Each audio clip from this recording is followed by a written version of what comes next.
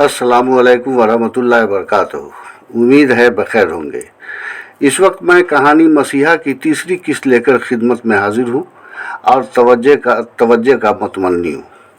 महताब खान के अगवा होने के सबब पार्वती देवी, सूरज और लक्ष्मी का रो रो कर बहुत बुरा हाल था। रशीद 2 घंटे के अंदर पूरे होशो हवास में आ चुका था। दीनानाथ सिंह ने इस मनहूस खबर को लेकर गयासपुर जाने की बात कही तो इनके साथ मोटे बैंडेज में जख्मी ड्राइवर अब्दुल रशीद, दीनानाथ जी के महल्ले के चंद मुअज्जिज लोग और पुलिस टीम उन्हें लेकर गयासपुर पहुंचे। महल्ले के लोगों की भीड़ इकट्ठा हो गई। रहमान खान दरवाजे के सेहन में चारपाई से नीचे पैर फैलाए बैठे थे। सरफराज खान व नियाज खान भी उस वक्त घर पर ही मौजूद थे। दोनों की बेगमात और नसीमा बेगम सदर गेट पर आकर पर्दे की ओर से मुतहिर अंदाज में झांकने लगी। उनके बच्चे बच्चियां भी करीब ही थे। दीनानाथ सिंह का उतरा हुआ चेहरा और सूजी हुई आंखों को देखकर सबों को हैरत हुई और ये समझते देर नहीं लगी कि वो घंटों से लगातार रोते रहे। सरफराज और नियाज से गमगीन हालत में सलाम और दुआ के बाद वो आगे बढ़े और रहमान खान के कदमों को छूकर अपने सर और पेशानी पर हाथ फेरते हुए फपक पड़े। सारे लोग उनके करीब सिमट आए। पुलिस अफसर ने उन्हें अपने बाजू के हिसार में ले लिया। तब वो खुद पर काबू पाते हुए बोले, सरफराज भाई, मैं अपने आने का मकसद किस तरह बयान करूं, हिम्मत नहीं हो रही है। दरअसल जो कुछ भी हमारे साथ हुआ है उसके बदले मैं अपनी सारी दौलत और तमाम तर जायदाद दुश्मनों को देने के लिए तैयार हूँ। वो सिर्फ हमारा लाल वापस कर दें। मेरा बेटा सूरज आज तेज़ बुखार की वजह से स्कूल नहीं जा सका था। दोपहर में महताब बाबू को स्कूल से फुर्सत दिलवाकर सूरज से मिलने के लिए रशीद अपनी कार से घर वापस ला रहा था कि रहजनों ने उसे घेर लिया और चंदा को सूरज समझकर अगवा करके ले गए। इससे आगे उन्हें कुछ बोलने का मौका नहीं मिला क्योंकि रहमान खान दोनों हाथ अपने सर पर रखकर रोने लगे और अंदर नसीमा बेगम की दलदोज चीख निकल पड़ी, मेरा चांद, मेरा बदनसीब बेटा। उसकी आंखें उबल पड़ी और इस तरह आंखें फाड़ फाड़ कर इर्द गिर्द देखा जैसे वो माहौल और ये दुनिया उसके लिए अजनबी हो। फौरन संभली और फिर चिल्ला उठी, मेरे लाल। चुनांचे उसका जहनी तवाज़ुन बिल्कुल बदल गया और वो घर से निकलकर पगडंडियों और खेतों से होकर शहर जाने के लिए बेतहाशा दौड़ पड़ी। वो पूरी तरह पागल हो चुकी थी। उसके पीछे मोहल्ले के कई लोग गिरते पड़ते दौड़ पड़े, मगर दुबली पतली जसामत की फुर्तीली नसीमा बेगम को तो जैसे पंख लग चुके थे। हालांकि लोगों ने उसका पीछा नहीं छोड़ा। महल्ले की कुछ जवान लड़कियां और खातिन भी पीछे पीछे भाग रही थी, लेकिन वो किसी के हाथ नहीं आ सकी। उसके लंबे गैसू और सफ़ेद साड़ी का आंचल हवा में लहराता रहा और वो बदहवासी की कैफियत में भागती हुई हाईवे पर पहुंच गई। उस वक्त का अजीब मंजर था। चुनांचे हाईवे पर दौड़ती हुई बड़ी छोटी गाड़ियों के ट्रैफिक में वो एक ट्रक की जद में आकर हलाक हो गई। उफ खुदाया, इन्ना लिल्लाहि व इन्ना इलैहि राजिऊन। बदसूरत नसीमा बेगम भी अपने इकलौते बेटे के लिए शादाब खान की तरह ना जाने कितने अरमान दिल में लिए हुए दुनिया से चली गई। गांव समाज का माहौल उन सबों की बर्बादी के सबब मातम कदा बन गया। चुनांचे हज़ारों के हुजूम ने उन्हें उनके महबूब शौहर शादाब खान की बगल में दफन कर दिया। अब आइए मैं आप सबों को राहजन के अड्डे पर ले चलता हूँ। अंधेरी रात थी। कई जगहों पर बड़े बड़े अलाव जल रहे थे, जिससे जंगलों और पहाड़ों का वो कुशादा मुकाम पूरी तरह रोशन था। जमशेद अली अपने उसी पथरीले हमवार तोदे पर बैठा शराब नोशी कर रहा था। 2 मुसल्ला डाकू गश्त कर रहे थे। उसी आसना जीप के इंजन की घरघराहट सुनाई पड़ी और जमशेद ने शराब से भरा गिलास होंठों से लगाकर फौरन उसे खाली कर दिया। जीप भी आकर रुक गई। कई डाकू फख्र से सीना फुलाए जीप की अगली सीट से उतरे और कुछ महताब खान को लेकर पिछली नशिस्त से बरामद हुए। एक ने उसके होंठों पर पड़ा टेप और आंखों की पट्टी उतार दी। जमशेद उठते हुए गहरी नज़रों से उसकी जानिब देखा और मुस्कुराकर बोला, नहायत खूबसूरत और प्यारा बच्चा है। एक डाकू बोला, खानदानी राजपूत जो है सरदार। महताब खान मुतहिर अंदाज में उसकी जानिब देखा तो दूसरे ने पूछा, तुम्हारे बाप ने काफ़ी दौलत इकट्ठा कर रखी है ना रे? महताब खान को अपने अगवा किए जाने की वजह किसी हद तक समझ में आ चुकी थी। उसने कहा, न तो मैं राजपूत हूँ और न मेरे वालिद ने कोई दौलत इकट्ठा कर रखी है। उसका जवाब सुनकर कई डाकू उसके करीब सिमट आए और हैरत से पूछा, हाँ, फिर कौन हो तुम? जवाबन महताब बोला, मेरा नाम महताब खान है। एक डाकू ने वजाहत चाहिए, मगर यह कैसे हो सकता है? अगर तुम नहीं तो फिर सूरज कौन है? कहाँ है? और तुम उसकी कार में क्या कर रहे थे? महताब ने कहा, सूरज मेरा दोस्त है, चूंकि वो बीमार है लिहाजा मैं उससे मिलने उसकी ही कार से हवेली पर जा रहा था। खामोश खड़े जमशेद के चेहरे पर कई रंग उभरे और मिट गए।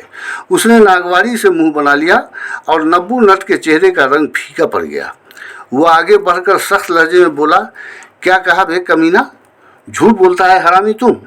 वो महताब खान के मुंह पर थप्पड़ जड़ दिया। ये देखकर जमशेद का चेहरा तमतमा उठा। वो जोर से दहाड़ा, नब्बू हरामखोर, जी चाहता है शूट कर दूं तुम्हें। अपनी नाकामी का गुस्सा इस बच्चे पर उतार रहे हो कमजोर। नब्बू फौरन अदब से झुक गया। गलती हो गई सरदार, माफ कर दीजिए। तमाचा लगते ही महताब खान लड़खड़ा कर गिरते गिरते संभला, लेकिन उसके होंठ से खून निकल आया था। वो इल्तजा आमेज लहजे में बोला था, मत मारिए मुझे, अल्लाह के वास्ते रहम कीजिए मुझ पर, मैं झूठ नहीं बोलता हूँ, छोड़ दीजिए मुझे। एक रुकन ने अपनी दलील दी, सूरज से इस बालक की दोस्ती इस बात का सबूत नहीं हो सकता सरदार कि यह भी दौलतमंद घराने से ही संपर्क रखता होगा। जमशेद ने कहा, किस कदर बेवकूफ़ हो तुमने रहम। कहते हो इंटर तक की पढ़ाई की थी, इतना नहीं जानते कि बचपन गरीबी और अमीरी की भावनाओं से पाक और मुकद्दस होता है। कभी राजा और रंग के बच्चों की दोस्ती का जिक्र नहीं सुना तुमने? उसके खामोश होते ही महताब खान फौरन बोला, और ये दौलत की बात कतई सच नहीं है। कुछ जायदाद है भी तो दादाजी की हयात में अब्बू जान का इंतकाल हो गया और जमशेद ने दरमियान में लुकमा दिया, इसलिए तुम महरूम हो गए। अपने अल्फाज के साथ ही जमशेद अली तंजिया अंदाज में हंसते हुए बड़बड़ाया, शेख जमशेद अली की कहानी का एक और किरदार हो तुम, मगर बेटे तुम हमारे यहाँ महरूम नहीं रहोगे, हरगिज नहीं। इशारा पाकर करीब खड़े एक रुकन ने उसका गिलास भरकर उसे थमा दिया, जिसे वो एक ही पल में गटक कर तोड़े पर टहलते हुए किसी गहरे तफक्कुरात में डूब गया। दरअसल उस वक्त जमशेद के जहन में कई तरह के ख्यालात पैदा हुए थे। सबसे पहला तो ये कि क्या महताब को छुप छुपा कर उसके घर पहुंचवा दे। दूसरे में उसने खुद अपनी ज़िंदगी और अपने हालात से इसका मुआवजा किया था, क्योंकि इसके साथ भी तो ऐसा ही हुआ था जिसके सबब उसे हथियार उठाना पड़ा था और आज एक मुजरिम की हैसियत से गुमनाम जिंदगी जंगलों और पहाड़ों की आबादी में छुपकर गुजार रहा था। लिहाजा उसकी नज़र में महताब खान यही उसके पास ही महफूज दिखाई पड़ा था। अगरचे ये महज उसका सोच था और तकरीबन बहुत सारे लोग अपनी ही सोच के मुताबिक जीते रहे हैं, भले ही दूसरों को उसका सोच गलत लगता हो, जिसकी उसे परवाह नहीं होती। और वैसे भी हर इंसान का सोच यकसा नहीं होता और न किसी के सोच पर किसी दीगर का कोई अख्तियार होता है। जमशेद ने यह भी सोचा कि महताब खान की वापसी उनकी दुनिया तबाह कर सकती है, क्योंकि महताब के न चाहते हुए भी पुलिस वाले उसे उन लोगों की निशानदेही के लिए मजबूर कर सकते हैं। इन तमाम बातों के सबब उसने हर इरादा कुचल दिया और अपना रुख बदलकर बुलंद आवाज़ में हाथ लगाई, तारा, अरे ओ तारा बेगम। एक करीबी सुरंग के अंदर से निस्वानी आवाज़ आई, अभी आई सरताज। और दूसरे ही लम्हा एक बावकार खातून सर पर अपना आंचल दुरुस्त करती हुई बाहर निकली और महताब खान पर नज़र पड़ते ही तड़प कर करीब आ गई। हाय अल्लाह, कितना खूबसूरत बच्चा है, लगता है किसी ने मारा है इसे, देखो तो खून निकल आया है। वो अपने आंचल से उसके खून आलूद होंठ साफ करने लगी तो जमशेद व दीगर सभी अरकान मुस्कुराने लगे। तारा बेगम ने मजीद कहा, मैं समझी नहीं सरताज, ये बच्चा यहाँ किस लिए है? जमशेद ने निगाहें झुकाकर कहा, यह है इन लोगों की नई कारकर्दगी की पहली नाकाम इब्तदा। अब इससे ज़्यादा कुछ भी जानना आपके लिए ज़रूरी नहीं।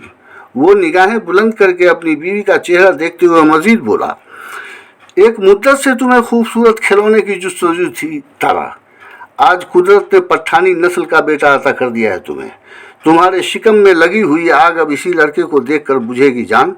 यतीम है ये, ले जाओ इसे अपने पास रखो। महताब खान फौरन गिड़गिड़ाया, नहीं नहीं, छोड़ दीजिए मुझे, वरना मेरी अम्मी जान रो रो कर मर जाएंगी। जवाबन जमशेद का लहजा कुछ सख्त हो गया। बेवकूफ़ लड़के, क्या ये तुम्हें माँ जैसी नहीं लगती? एक जवान बेवा का तड़प तड़प कर जिंदा रहने से मर जाना कहीं ज़्यादा बेहतर है। अल्लाह ने सोच समझ कर मेरे हवाले किया है तुम्हें। ले जाओ तारा, खड़ी क्यों हो? तभी एक डाकू ने हाकिमाना लहजे में कहा, और ये भी सुन लो खान, हमारे सरदार का फैसला वो फौलादी जंजीर है जिससे मुक्ति का दूसरा नाम मौत है। भागने की कोशिश मत करना। जमशेद ने वजाहत की, बुलंद पहाड़ों और घने जंगलात से निकल भागना अगरचे आसान नहीं है पासवान, बावजूद इसके तुम में से जो लोग यहाँ गश्त पर रहेंगे कड़ी नज़र रखना। दिनों महीनों में इसके मिजाज बदल जाएंगे। तब नब्बू नर्स दबे लहजे में बोला, और हम लोगों की तरबियत में ये मुस्तकबिल का हौसला मंद लुटेरा साबित होगा, सरदार एवं तारा माई के बुढ़ापे का सहारा। ताईद में बाकी तमाम अरकान बोल उठे, अवश्य ऐसा ही होगा। सरदार एवं तारा माई की खुशियाँ हमारी खुशियाँ हैं। बरकैफ 8 मीटर लंबे सुरंग को तय करने के बाद आंगननुमा कुशादा मुकाम था जो चारों जानिब से बुलंद पहाड़ों से घिरा था। एक जानिब खोखले पहाड़ में कमरा नुमा कुशादा गुफा था जो तारा बेगम की ख्वाबगाह थी। आंगननुमा मकाम पर एक किनारे अक्सर अलाव जलता रहता था। अपना और जमशेद का खाना तारा अंदर ही बनाती थी, बाकी डाकू अपना खाना बाहरी मकाम पर खुद बनाते थे। रात आधी से ज़्यादा बीत चुकी थी। महताब खान की वहाँ पहली रात थी। वो तारा बेगम के पहलू में सोया था। यकायक बाहर से शेर के दहाड़ने की आवाज़ आई तो वो नींद में ही सहम उठा।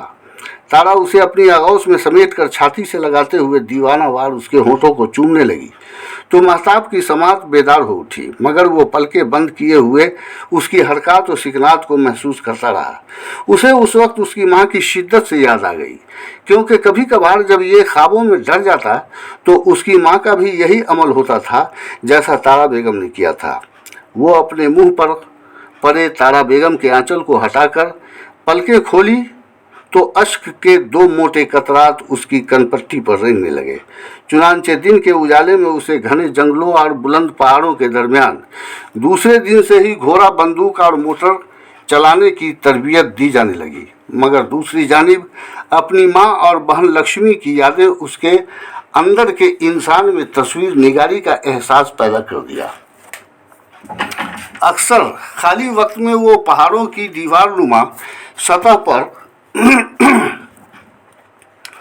कोयले और सफ़ेद मिट्टी के टुकड़ों की मदद से अपनी माँ और लक्ष्मी की तस्वीर बनाने मिटाने में गुजारने लगा। घरेलू लिबास में मलबूस दीनानाथ सिंह कमरे में सर झुकाए बैठे थे। करीब ही फर्श पर सूरज तकिया से ठुड्डी टिकाए मुंह के बल पर सामने टेबल पर रखी महताब खान की तस्वीर को बगौर निहार रहा था। उसी फर्श पर बिखरे बाल और गमगीन व उदास पार्वती देवी खुद में गुमसुम बैठी थी। दूसरी जानिब कुर्सी पर परेशान हाल लक्ष्मी बैठी थी और सामने दीवार पर आवेजा महताब खान की तस्वीर पर यकलख्त निगाहें मरकूज थीं।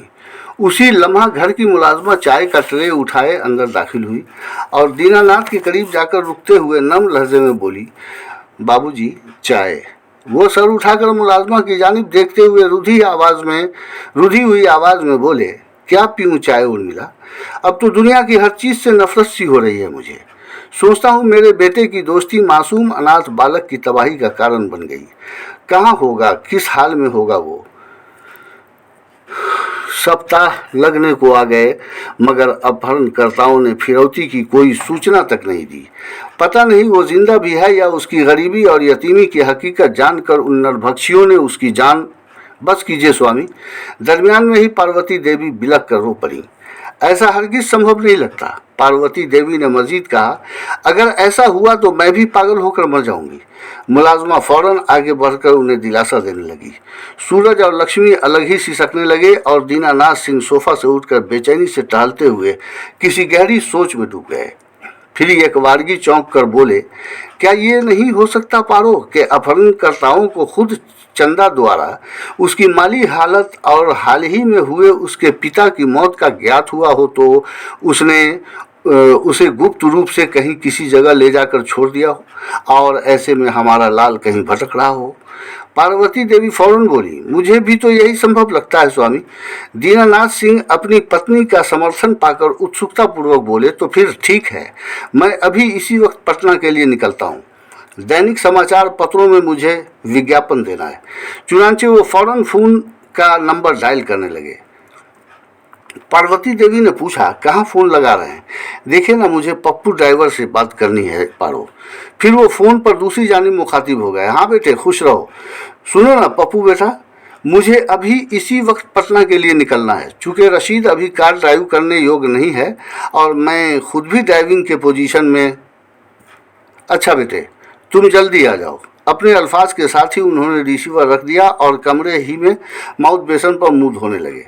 चुनांचे दूसरे ही दिन महताब खान की एक तस्वीर के साथ कई हिंदी अखबार ने पहले सफ़े पर ही महताब खान के अगवा होने और मिस्टर सिंह की कयास आराई की बातें शाये कर दी।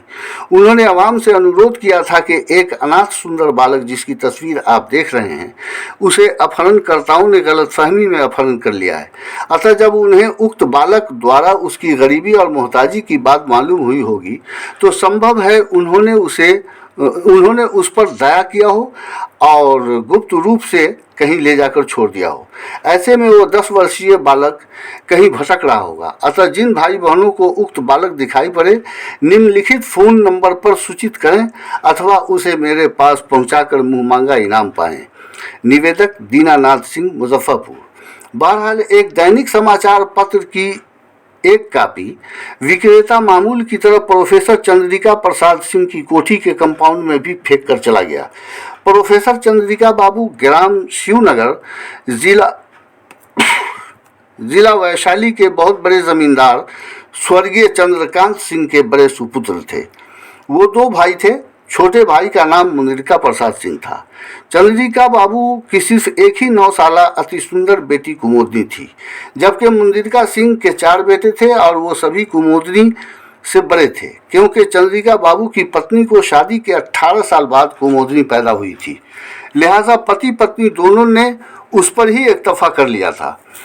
उस वक्त चंद्रिका बाबू की उम्र 55 साल थी, जबकि उनकी पत्नी की उम्र 47 साल थी। 2 भाइयों के दरमियान खानदान में चूँकि एक ही बेटी थी, लिहाजा वो सबकी लाडली थी। खैर, सुबह का वक्त था। चंद्रिका बाबू हवेली के बाहरी सहन में कुर्सी पर बैठे अखबार की गर्दानी कर रहे थे और उनके पास ही पहलू में दूसरी कुर्सी पर उनकी पत्नी यशोदा देवी बैठी थी। उसी लम्हा अप्सरा रूपी हसीन कुमोदनी चाय लेकर आई और उनके सामने टेबल पर रख दिया। पति पत्नी दोनों ही चाय पीने लगे। तभी कुमोदनी की नज़र महताब खान की तस्वीर पर पड़ी। आह, कितनी सुंदर तस्वीर है पापा। वो अपने अल्फाज के साथ ही अखबार उठा लिया। चंद्रिका सिंह के होंठों पर हल्की फीकी मुस्कान आई और वो बोले, बेटी, चूँकि ये बालक ही अत्यंत सुंदर है तो तस्वीर सुंदर ही आएगी ना। कुमोदनी हौले से मुस्कुराई और पिता के ख्याल की तायीद करते हुए इन्हमाक से तस्वीर देखने लगी। तभी उन्होंने मजीद कहा, किंतु नसीब का बेहद छोटा ही बालक। कुमोदनी चौंक पड़ी। क्यों पापा? चंद्रिका बाबू ने चाय का आखिरी लंबा घोंट लेकर कहा, नीचे पढ़िए ना।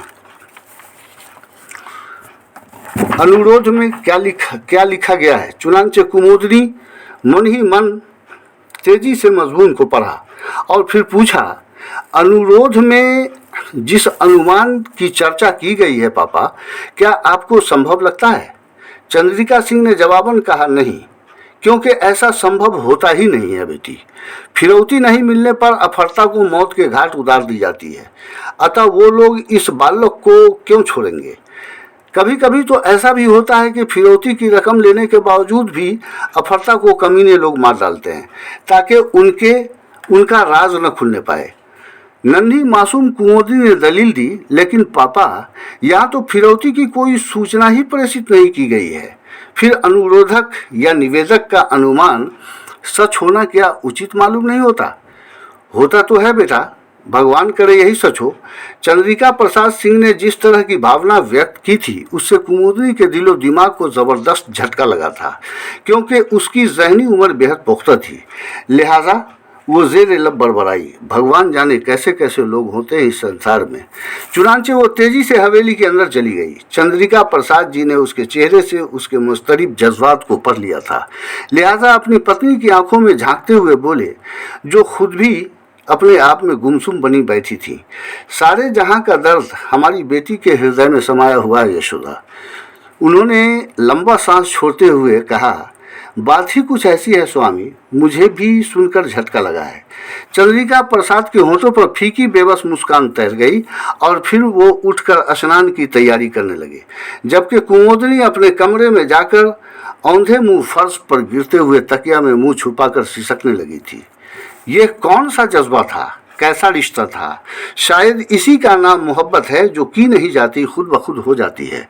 जी हाँ, ये थी कुदरती मोहब्बत, जिसका अंकुर बिन देखे महताब खान के लिए उसके कोरे दिलो दिमाग में फूट पड़ा था। बारसूरत कुमुदनी ने फौरन खुद को संभाला और तेजी से बाहर निकली। अखबार टेबल पर पड़ा था, उसे चुपके से उठा लाई और अपने कमरे में बैठकर महताब खान की तस्वीर को काट लिया और अपनी किताब में छुपा लिया। चुनांचे फुर्सत के औकात तन्हाई में बैठकर अक्सर उस तस्वीर का बगौर जायजा लेती और दीवानी कैफियत में उससे पूछने लगती, आप कहाँ हैं? आपके चेहरे पर इतनी गहरी उदासी क्यों है? बहुत लोग ऐसे होते हैं जिनके पिता नहीं होते, उन्हें तो इतना निराश होते नहीं देखा, वगैरह वगैरह।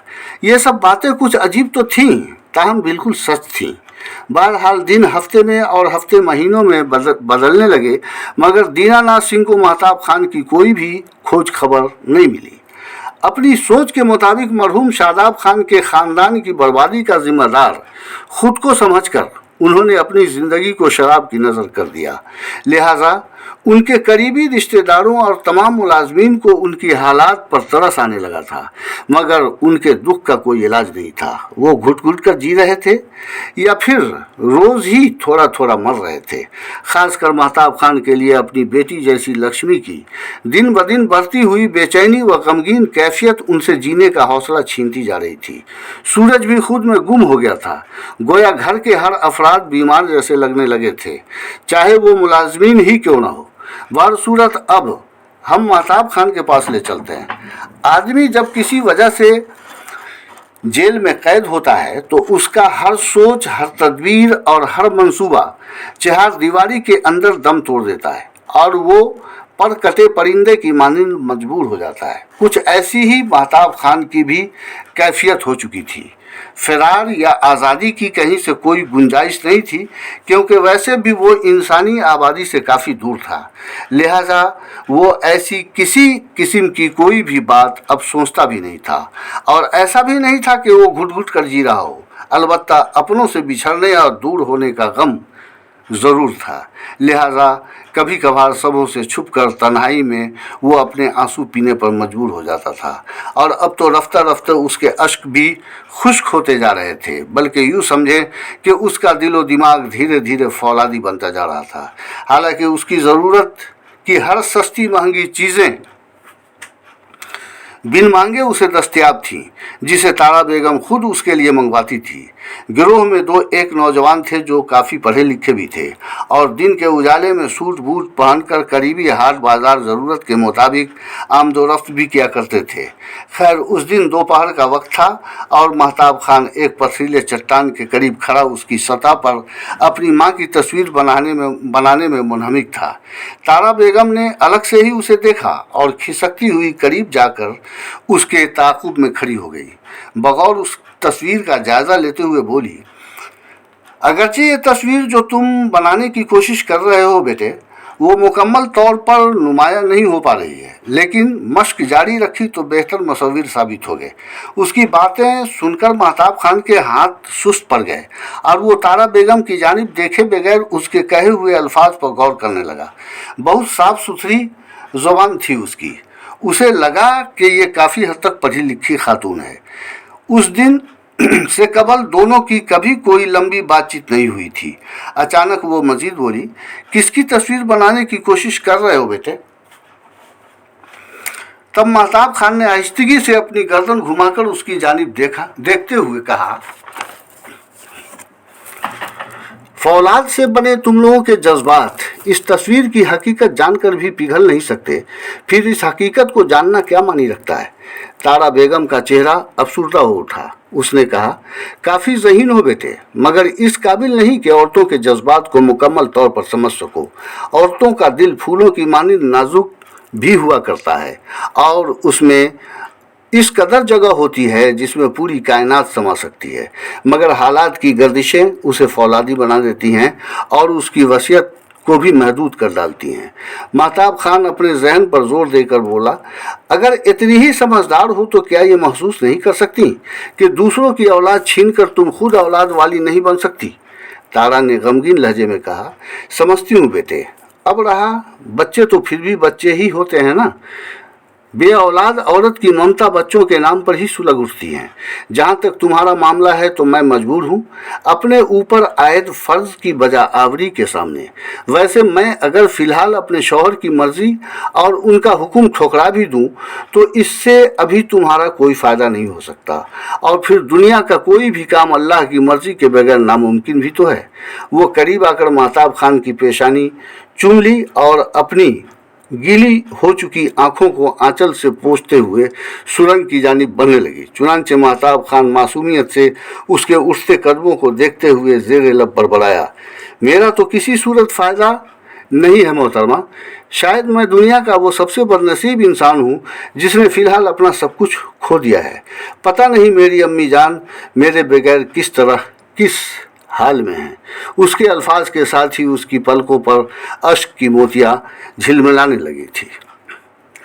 अब मैं मसीहा की तीसरी किस्त पूरी कर ली है। चौथी किस्त इंशाअल्लाह जल्द ही आपकी खिदमत में पेश करूँगा। अस्सलामु अलैकुम।